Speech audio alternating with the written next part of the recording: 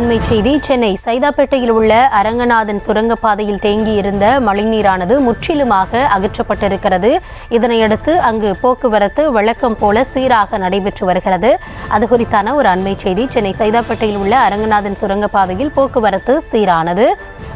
கனமழை காரணமாக சுரங்கப்பாதையில் தேங்கியிருந்த தண்ணீர் முழுவதுமாக அகற்றப்பட்டிருக்கிறது. மழைநீர் முழுவதுமாக வெளியேற்றப்பட்டதை தொடர்ந்து வழக்கம் போல வாகன போக்குவரத்தானது துவங்கியிருக்கிறது.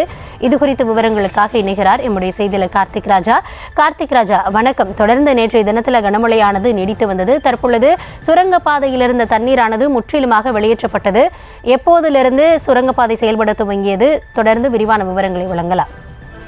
வணக்கம் கௌதமி. நேற்று பெஞ்சர் புயலின் காரணமாக கனமழை பெய்ததால் சைதாப்பேட்டையில் உள்ள அரங்கநாதன் சுரங்கப்பாதை முழுவதுமாக நீரால் சூழப்பட்டு போக்குவரத்து தடை செய்யப்பட்டிருந்தது.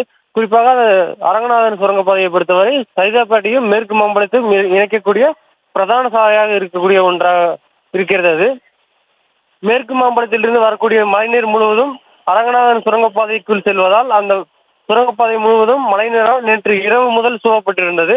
நேற்று இரவு 10 மணி வரை கூட முழுவதுமாக தண்ணீர் நிரம்பி இருந்ததை நம்மால் பார்க்க முடிந்தது.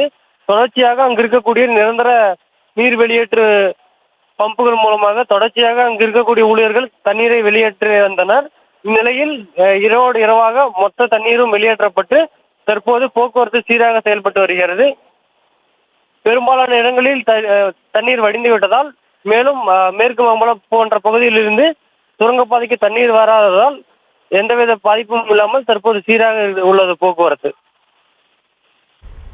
தற்போதைய விவரங்களுக்கு நன்றி கார்த்திக் ராஜா.